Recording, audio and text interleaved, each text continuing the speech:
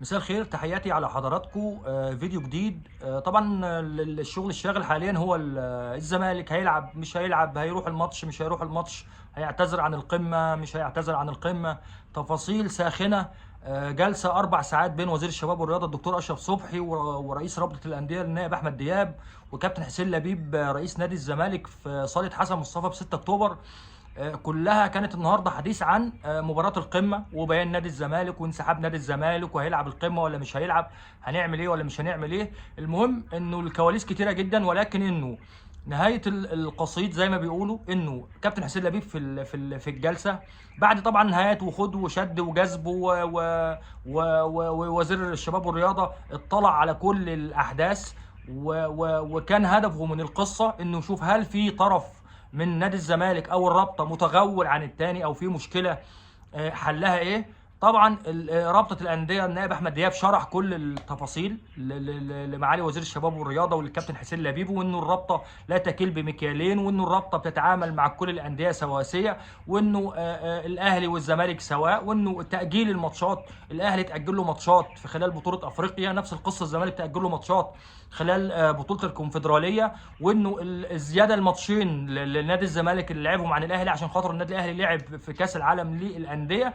ولكن الباقي انه كله ماشيين بنفس التوازن بين الاهلي وبين الزمالك. مؤجلات بيلعبها الاهلي، مؤجلات بيلعبها الزمالك وبيلعب ماتشات في الدور الثاني، والاهلي بيلعب ماتشات في الدور الثاني، انه مفيش تفرقه بين الاثنين، وانه الرابطه لم تظلم نادي الزمالك ولم تجور على حقه، وانه الرئيس الرابطه اعترف في القعده انه في مشاكل تحكيميه، ولكن مش على نادي الزمالك بس، قال انه في 15 نادي اشتكوا من التحكيم.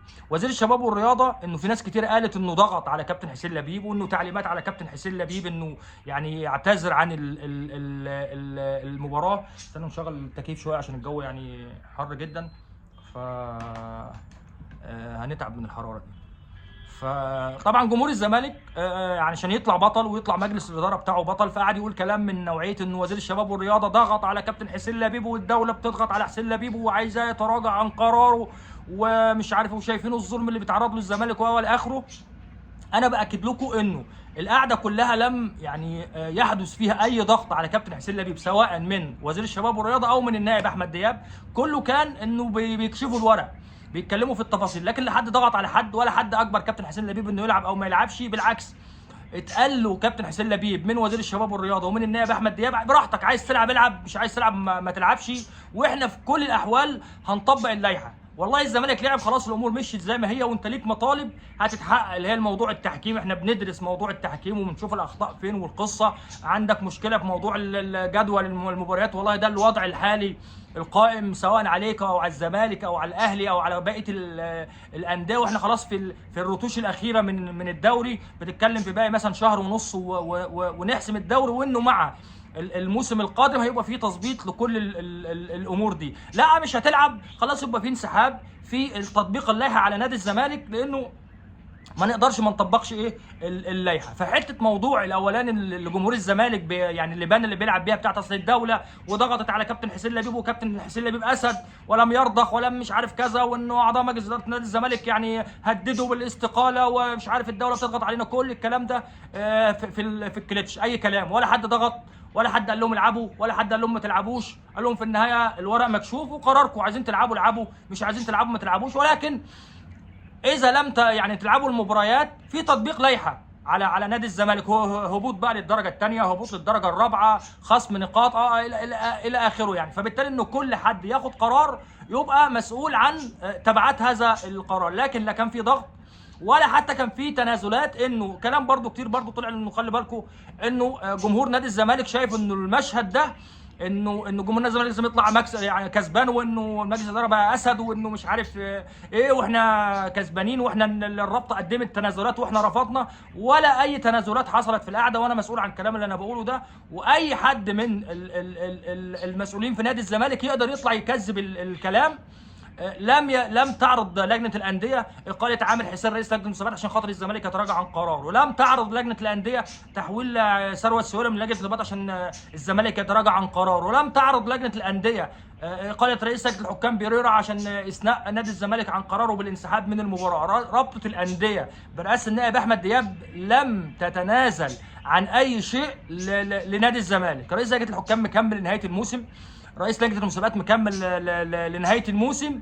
كل اللي قالته الرابطه انه ده الورق كله لا بنجامل حد ولا مع حد ضد حد، اللي يلعب يلعب واللي يكسب يكسب. عندنا اخطاء تحكيميه، كل الانديه بتشتكي من الاخطاء التحكيميه، نعمل حاليا على حل للمشكله بتاعه التحكيم دي، وان احنا في الموسم الجديد شغالين دلوقتي على لائحه جديده للموسم الجديد، نظام جديد للموسم الجديد. هنقعد بقى نتكلم في رئيس لجنه حكام جديد، هنقعد نتكلم في رئيس لجنه مسابقات جديد، هنقعد نتكلم مش عارف ايه جديد. كل ده هنناقشه مع الانديه وناخد قرارات، ولكن كل ده مع بدايه الموسم القادم. وخليني اقول لحضراتكم انه ده برضو حتى لو ده حصل ده مش انتصار لنادي الزمالك، لانه بنهايه الموسم الطبيعي انه رئيس لجنه المسابقات بيقدم استقالته، طبيعي انه رئيس لجنه الحكام عقده يخلص بيقدم استقالته، وهكذا. وبالتالي ان الرابطه في الموسم الجديد بتعمل تعييناتها. والله عينت عامر حسين مره ثانيه ماشي، جابت حد ثاني ماشي، مشت بيريرا وجابت رئيس لجنه حكام ثاني ماشي. دي القصه اللي عرفناها برضو من القعده، انه النائب احمد دياب قال للكابتن حسين لبيب: يا كابتن حسين انت زنقت نفسك زنقه ما يعلم بها الا ربنا. انت اولا ما عندكش حق في البيان اللي انت طلعته، ما عندكش حق في رفض لعب المباريات، لانك انت لعبت 5 ماتشات من الدور الثاني، فليه لعبت 5 ماتشات وجاي تعترض دلوقتي؟ ثم انه جدول الدوري عندك من معسكر المنتخب في مارس، جاي تفتكر دلوقتي تتكلم في مؤجلات وفي ماتشات وفي مواعيد. احنا خلاص يعني الدوري يعني قارب على الانتهاء، بنتكلم في شهر ونص هنخلص المسابقه ومضغوطين، وده على الكل وبتاع، والقصص دي كلها. اللقاء كان شائك جدا، واللي عرفناه انه يعني النائب احمد دياب يعني اتكلم بحده في موضوع حسين لبيب. وحتى من الكلام انه كابتن حسين لبيب، حتى لو تفتكروا انه في كلام طلع في الاول ان الزمالك وافق وبتاع والقصه، لانه كابتن حسين لبيب قال في القعده انه ما عندوش مشكله انه يلعب الماتشات، وما عندوش مشكله يلتمس الاعذار في ضغط جدول الدوري والى اخره، ان احنا نعدل في الموسم الجديد. ولكن مشكلته الوحيده انه مش عارف يتعامل ازاي مع جمهور الزمالك، مع سوشيال ميديا الزمالك. قال بالحرف كده: لو انا لعبت المباراه انا خسرت كل جمهور الزمالك، خسرت سوشيال ميديا الزمالك، مش هقدر اواجههم، مش هقدر اقف قصادهم، فبالتالي مش هيبقى قدام حد غير ان انا اتخلى عن منصبي. فبالتالي انه القرار الانسب ليا حتى لو انا هخسر فيه ان انا ما العبش ماتش القمه بكره مع النادي الاهلي، وابقى انا كسبت صف الجمهور، وبالنسبه لي يعني قدام جمهور الزمالك ان انا بطل وما لعبتش الماتش ومحدش قدر يسنيني عن قراري والى اخره. ولكن نتكلم في المفيد في نقطتين. النقطه الاولانيه المشهد اللي شفناه قبل كده بتاع الاتوبيس، وانه لعيبه النادي الاهلي تروح والحكام تروح ويستنوا 10 دقائق او ربع ساعه عشان الحكم يصفر ويدي الماتش للنادي الاهلي. المشهد ده مش هنشوفه، لان النهارده كان وزير الشباب والرياضه هدفه بعد ما خلاص بقى الموضوع فركش، مفيش ماتش، والزمالك مصر على قراره والرابطه مصره على قرارها وكل واحد على قرار. الكلام كله كان على انه ازاي نخرج من المشهد ده بشكل كويس. فبالتالي كان القرار انه كابتن حسين لبيب يبعت جواب رسمي لرابطه الانديه باعتذار نادي الزمالك عن خوض القمه بكره امام النادي الاهلي. فبالتالي انه رابطه الانديه تبعت للنادي الاهلي تبلغه بالقرار، تبعت للجنه الحكام تبلغها بالقرار، تبعت لبقيه الجهات بقى تذكرتي عشان موضوع الجمهور، وتبعت لاستاد القاهره، وتبعت للبث التلفزيوني وبتاع والقصه، عشان ما نشوفش بكره المشهد القديم. فبالتالي انه النادي الاهلي مش هيخش معسكر مغلق، خلاص لعيبه النادي الاهلي اتمرنت النهارده في التتش وكل واحد روح على بيته ومفيش مباراه، مش هيخش معسكر، مش هيروح بكره استاد القاهره. الحكام هيوصلوا النهارده بالليل، هيتبلغوا بالقرار، هيباتوا في الفندق، وبكره هياخدوا الفلوس بتاعتهم ال 50,000 دولار. ولو لقوا تيكت حجز يغيروا الحجز ويمشوا بكره ماشي، ما لقيوش هيمشوا يوم الاربعاء، هيقعدوا في الفندق ويمشوا يوم الاربعاء الصبح بعد ما ياخدوا كامل حقوقهم الماليه. وانه النادي الاهلي هو اللي متولي موضوع اللي يتحمل موضوع الفلوس بتاعه الحكام الاجانب، لان هو اللي طلب. التلفزيون مش هيروح يصور، البث التلفزيوني، الجمهور مش هيروح. فبالتالي انه نادي الزمالك هيطلع بيان رسمي يعلن، رابطه الانديه هتطلع بيان رسمي تعلن.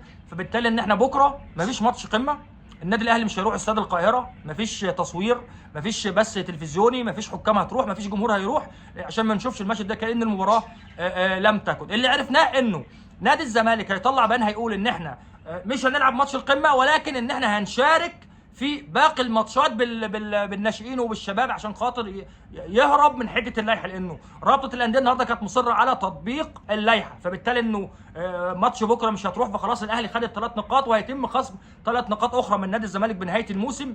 عدم ذهاب نادي الزمالك في باقي المباريات تعني انسحاب نادي الزمالك وانه ينزل للدرجه الثانيه، فالزمالك عشان يهرب من القصه دي اسمه خد موقف قدام جمهور نادي الزمالك، ما راحش المباراه وطلع بطل وعاش الليله، وبالتالي انه حتى اعضاء مجلس اداره نادي الزمالك رامي نصوحي ومحمد طارق كتبوا على صفحاتهم عاش الاسد والزمالك اولا والى اخره، ويلعبوا بقيه ماتشات الدوري بالناشئين عشان يهربوا من حته اللائحه وحرمان نادي الزمالك من المشاركه في الدوري وهبوطه للدرجه الثانيه والقصه دي كل تفاصيل الموضوع الاهلي والزمالك. بكره مفيش قمه خلاص، لن تلعب.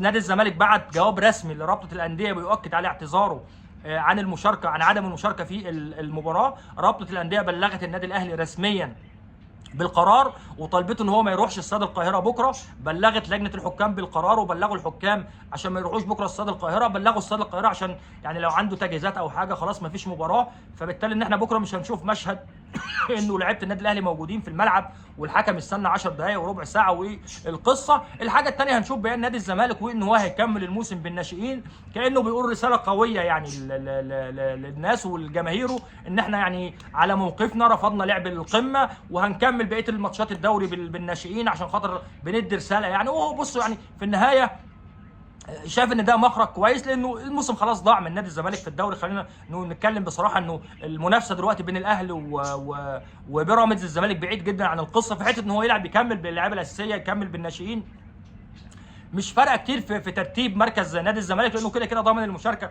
في الكونفدراليه الموسم القادم لانه يعني بطل الكونفدراليه. ده كل تفاصيل وكواليس القعده النهارده بين وزير الشباب والرياضه ورئيس رابطه الانديه وكابتن حسين لبيب وما تم بعد ذلك من احداث يعني.